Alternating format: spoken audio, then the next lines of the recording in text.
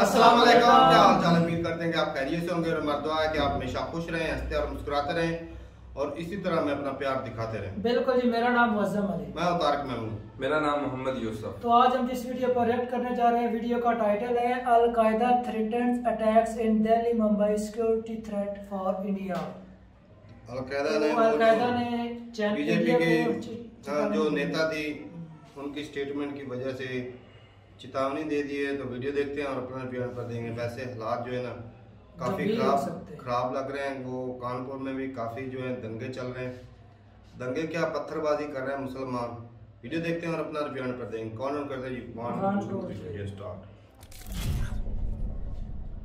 नमस्कार and welcome you all to world affairs. मैं हूं प्रशांत धवन। नाउ अब तक हमने देखा है कि 16 देश है दुनिया भर में जिन्होंने प्रोटेस्ट किया है प्रॉफिट मोहम्मद पर दी गई स्टेटमेंट को लेकर। हर कंट्री ने अलग तरीके से प्रोटेस्ट किया है। किसी कंट्री ने जरा प्रोटेस्ट किया है, किसी कंट्री ने कम, मगर ओवरऑल 16 देश हो चुके हैं। और यहाँ पर आप देख पाओगे इन कंट्रीज का नाम और लोकेशन भी आपको दिख जाएगी मैप पर। अब इसके बाद हमने रिसेंटली ये देखा है कि अल-कायदा नाम का जो आतंकवादी संगठन है, इसने भारत को अब धमकी दी है और ये लोग कह रहे हैं कि भारत में अब सुसाइड अटैक्स ये लोग करवाएंगे। यहाँ पे आप देख पाओगे आर्टिकल है Al Qaeda threaten suicide attacks in Delhi, Mumbai, Uttar Pradesh, Gujarat over prophet remarks. और इंडिया एज ए कंट्री इन थ्रेट्स को लाइटली नहीं ले सकता, क्योंकि ऑलरेडी हम देख चुके हैं in the past Charlie Hebdo का केस। आप सबको याद होगा किस तरीके से लगातार शार्ली हेब्डो पर आतंकवादी हमले हुए थे।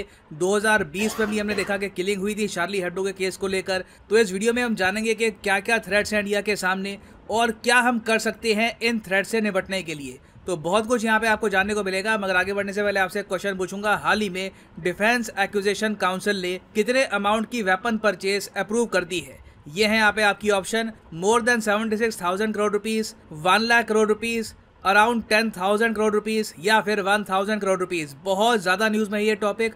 कमेंट सेक्शन में करिए उत्तर, सही आंसर आपको मिलेगा वीडियो के एंड में।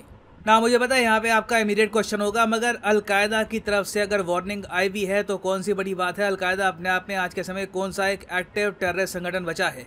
देखो, रिसेंटली यूनाइटेड नेशंस की रिपोर्ट सामने आई है। इन लोगों ने ये कहा है कि जब से यूएस निकला है अफगानिस्तान से, तो अल-कायदा ने बहुत ज़्यादा अपनी रिक्रूटमेंट तेज़ कर ली और आज के समय अल-कायदा वापस स्ट्रॉन्ग हो चुका है। यहाँ पर आप देख पाओगे आर्टिकल है al Qaeda again finding a safe haven in Afghanistan under Taliban. ये यूएन की रिपोर्ट ने कहा है। और कौन सी यूएन की रिपोर्ट ने कहा है? ये रिपोर्ट स्पेसिफिकली रिलीज करी थी यूनाइटेड नेशन सिक्योरिटी काउंसिल ने। और इन लोगों ने यह भी कहा था कि आज के समय एक पार्टनरशिप सी चल रही है अफगानिस्तान में तालिबान और अल-कायदा के बीच में।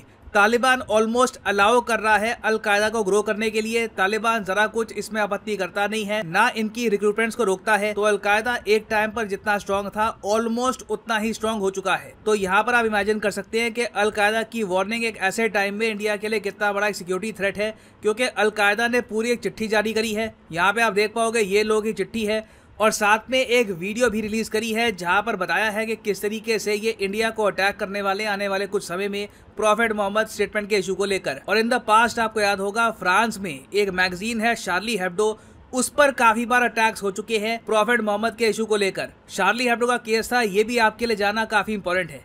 देखो, पहली बात तो ना, जब भी लोग शार्ली हेब्डो के बारे में सोचते हैं, लोगों के माइंड में आता है हाँ ये तो वही फ्रांस की कोई मैगजीन थी ना जिसने प्रॉफिट मोहम्मद पे कैरिकेचर छाप दिया था।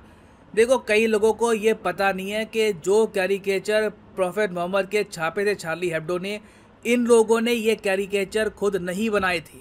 ये सब जो कैरिकेचर है बनाए गए थे नेदरलैंड्स के न्यूज़पेपर द्वारा। शार्ली हेब्डो ने बस इन कैरिकेचर को वापस रीप्रिंट किया था और इसी बात को लेकर शार्ली हेब्डो को काफ़ी धमकियाँ मिली। और फिर हमने देखा कि 2011 में जो शार्ली हेब्डो के पुराने ऑफिस है इसको बॉम्ब कर दिया गया, यहाँ पर बॉम्ब ब्लास्ट हुआ। फिर 2015 में एक आदमी यहाँ पर फ्रांस की कैपिटल पेरिस में एक बंदूक लेकर चला गया और इसने 9 जर्नलिस्ट और एक मेंटेनेंस वर्कर को मार डाला और साथ में 2 पुलिस ऑफिसर भी यहाँ पर मारे गए थे। ये एक बहुत बड़ा अटैक था शार्ली हेब्डो पर। और उसके बाद हमने ये देखा कि पूरा यूरोप ही इकट्ठा हो गया था। एक्चुअली यूरोप के साथ साथ इजराइल भी इकट्ठा हो गया था। मुझे अच्छे से याद है 2015-16 के बीच में उस वक्त इजराइल के प्राइम मिनिस्टर थे बेंजामिन नेतन्याहू।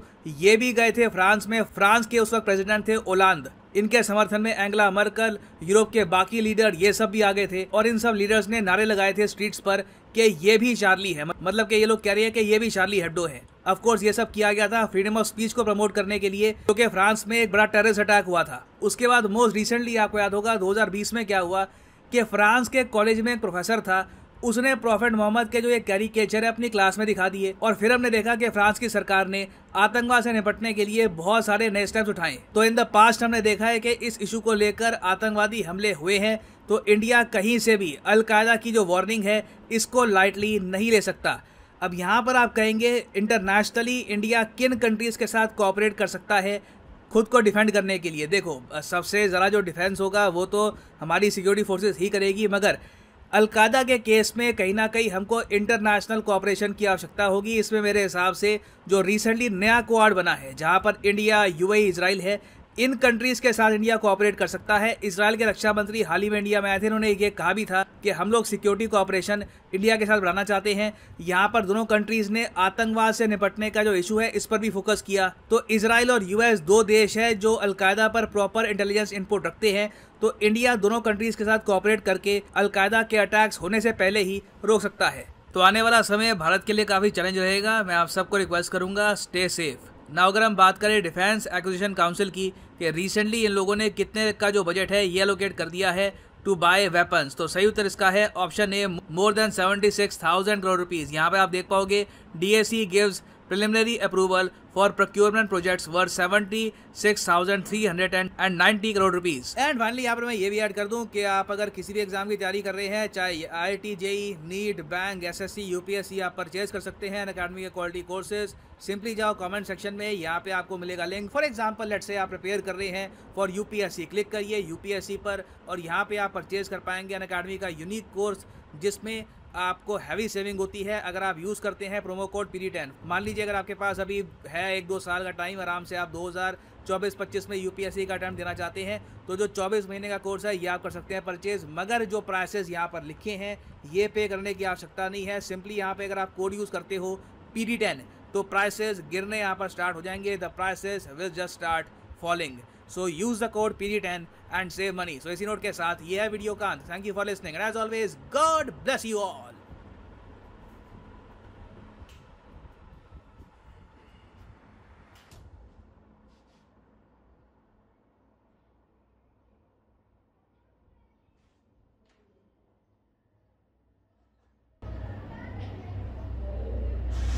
चलें जी, वीडियो ख़त्म हो गई है और जो हालात चल रहे हैं, जो भी स्टेटमेंट दी गई थी बीजेपी की जो नेता थे उनकी स्टेटमेंट की वजह से पहले कतर ने प्रोटेस्ट किया था, उन्होंने इंडिया से बोला कि गलत हुआ। और अब तो काफ़ी दुनिया में मतलब काफ़ी कंट्री जो मुस्लिम कंट्री वो उठे खड़े हैं, पाकिस्तान ने भी की है। और जो अल-कायदा है वो तो इस तरह थ्रेट मतलब धमकियां दे रहा है कि हम बॉम्बिंग करेंगे उधर सुसाइड। तो ये चीज़ तो मेरे ख्याल में गलत ही होगी कि एक बंदा है, वो जिस तरह फ्रांस का केस हुआ था कि गलती एक बंदे की थी और धमकी उसकी जो है वो पूरे फ्रांस को दी गई थी और जिसकी वजह से नुकसान दो कंट्रियों का, पाकिस्तान और फ्रांस का। तो ये बात जो है ना, ये मेरे ख्याल में गलत होगी। यूएनओ को ऐसा कानून पास करना चाहिए इसमें किसी भी रिलीजन को इस तरह डिसरिस्पेक्ट ना की जाए। जिस तरह ब्लास्फेमी का केस होता है इसी तरह दूसरे धर्मों के रिलेटेड भी होना चाहिए, ताकि किसी भी बंदे में ऐसी हिम्मत ना हो कि वो किसी के धर्म की डिसरिस्पेक्ट करे। और उसको हर बंदा जो है इस तरह उठकर अगर सजा देना शुरू हो जाएगा ना तो कानून तो नाम की चीज़ बचेगी नहीं। तो एक ख़ास कानून होना चाहिए जिसके तहत ना जो बंदा गलती करता है उसको सजा दी जाए। इस तरह तो दुनिया में अमन अमान कायम किया ही नहीं जा सकता। ये अगर देखें, अगर इतने कंट्री भड़के हुए हैं, कल को जब वो अगर सुसाइड अटैक होता है इंडिया में तो उससे जो बीजेपी के नेता है वो उसको तो कुछ नहीं होगा, मरेंगे तो आम बंदे, तो नुकसान आम बंदों का होगा भाई। लेकिन इंडिया का भी तो भाई उस मतलब देखो ना किस हद तक इंडिया का नुकसान हो सकता है भाई। वो इसलिए कि इंडिया में क्योंकि इकोनॉमी अच्छी चल रही है, इतने इन्वेस्टर आ रहे हैं, अगर इस तरह के जो विजिटर कितने आते हैं हर इंडिया साल। को तारक भाई ज्यादा थ्रेटनिंग का सोचना पड़ेगा। जो यूरोप है ना वो उनसे बहुत दूर है, अगर वहाँ पर सिचुएशन ये अलकायदा तब्दील कर सकती तो इंडिया तो नजदीक में ये ज्यादा खतरनाक हो सकता है। सही बात है। और पहले इंडिया में कितने हर रोज तो होते हैं धमाके, ये बात भी है। पहले कश्मीर में होते थे, इसको अब लाइटली नहीं लेना चाहिए। अगर बड़े शहर में होना शुरू हो गए तो फिर तो बदअमनी और बेसुकूनी पैदा हो जाएगी और जिस तरह की खौफ पैदा कर रहा है होगा। इंडिया उस हिसाब से फिर ग्रो भी नहीं करेगा, इन्वेस्टर भी नहीं आएंगे और दूसरे से ऊपर तो शहर से इन्वेस्टर आएंगे कि डर के मारे नहीं भाग है, ऐसी जाएंगे। बात भी ऐसा ही होता है। लेकिन देखते हैं किस तरह। अच्छा तारक भाई जिसने वो लफ्ज बोले थे उसको क्या इंडिया हुकूमत ने सजा वगैरह या उसके खिलाफ कोई? उसको मेरे ख्याल में पार्टी से निकाल दिया गया है। अच्छा अब उसको देखे इंडिया के कानून में इस तरह की कोई सजा है नहीं कि अगर इस तरह को करता है, कोई डिसरिस्पेक्ट करता है उसकी, क्योंकि फ्रीडम स्पीच होती है, बंदा अपनी आज़ादी से बोलने के रखता है वैल्यू। तो लेकिन तारक भाई ये भी है ना पार्लियामेंट में ना इस तरह की अगर कोई मवाद बोलता है ना तो उस पर ना कुछ हिसाब से ना रिस्ट्रिक्शन लगा देने कि आपको ओहदा आपसे छीन लेगा, आप था याद ना है हो जाना, ताकि जिस तरह से इंडिया ग्रो कर रहा है ताकि आने वाले दिनों में कोई इस तरह के स्टेट में ना दे जिससे कंट्री का नुकसान हो। आप बोल सकते हैं कि आप इधर लेक्चर जा रहे हैं भाई, मैं जो पाकिस्तानी या जो मुसलमान जो हैं जो भी जो हिंदू धर्म के लोगों को या उनके जो गॉड्स हैं भगवान हैं उनके रिलीजन की डिसरिस्पेक्ट करते हैं भाई, मैं उनको भी अच्छा नहीं गिनता। तो क्योंकि किसी के बिलीफ को हर्ट करना जो है ना सबसे घटिया काम होता है। आप किसी के मजहब को हर्ट करेंगे तो दूसरे लोग भी आपके मजहब को हर्ट करेंगे। अगर किसी रिस्पेक्ट करोगे तो वो आगे से बंदा आपको रिस्पेक्ट देगा।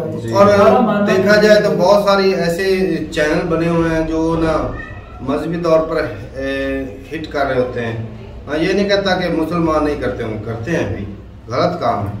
और काफ़ी लोग जो हैं वो इस्लाम को तो बहुत ज़्यादा टारगेट भी किया जा रहा है। मैंने काफ़ी ज़्यादा वीडियोस देखी हैं और तरह तरह की बातें सुनते हैं भाई, लेकिन ये गलत बात है। और किसी के धर्म को इस तरह ना डिसरिस्पेक्ट नहीं करना चाहिए। और हाँ, इंडिया में भी कोई ऐसा कानून पास होना चाहिए कि किसी के धर्म को, चाहे हिंदू हो, क्योंकि इंडिया में तो लाजमी है दो कौमें नहीं, हर धर्म रखता है उधर तलब। हाँ, सिख बरादरी भी है भाई, सारे ये तो 4-5 बड़े, बाकी छोटे छोटे और बहुत है, हिंदू, जैन, बुद्धिस्ट, ये तो इंडिया है जो उनको हैंडलिंग कर रहा है, सारा कुछ उधर है, इस तरह के सब कुछ है। ये बड़ी कम्युनिटी यही है, क्रिश्चियन, हिंदू, मुस्लिम, ये तीन जो है। हाँ, ये बड़ी कम। तो मुल्की सतह पर तो बहुत गलत तस्वीरात पड़ेंगे ना इस चीज के। और भाई मेरे ख्याल में इस तरह से मुझे मुद्दा पूरी वर्ल्ड के अंदर उठ के है ना, स्टार्ट को कोई ना कोई अगर गलत भी हो जाए तो इंडिया को नुकसान होने वाला है इससे, खासकर से अलकायदा। बाकी तो कंट्री इतनी ज्यादा मतलब मुंह के जो स्टेटमेंट है वही देते हैं। ये जो अलकायदा वाले ना ये कोई ना बड़ा स्टेप ले सकते हैं, क्योंकि इनको तालिबान की भी सपोर्ट पीछे से बहुत ज्यादा हो गई, ये बहुत ज्यादा ग्रो कर गए। पहले हो चुके थे एक हद तक खत्म, जी अमेरिका था, इंडिया लेकिन अब अफगानिस्तान के ताल्लुकात जो बेहतर हो रहे थे वो भी खराब हो गए। ये बात भी नहीं, वो नहीं बिगड़ेंगे, वो पैसे खाते हैं, पैदा खाने वाला नहीं हालात ताल्लुकात खराब करता। तो भाई इंडिया तो आप फिर खींचेगा ना? नहीं खींचेगा, नहीं, पैसा उनका होगा, टारगेट भी वो होंगे, नहीं होगा। तो भाई ठीक है। और ये अलकायदा जो 1988 में बनाई गई थी, इसके लीडर जो थे माशाल्लाह, क्या था नाम उनका, बिन लादेन। हाँ, उसामा बिन लादेन का। और उसका तो खौफ, उसका डर जो पहले भी हर किसी इंसान, हालांकि वो फौत हो चुका है, लेकिन आज उसका डर जो है हर किसी के दिमाग के अंदर है।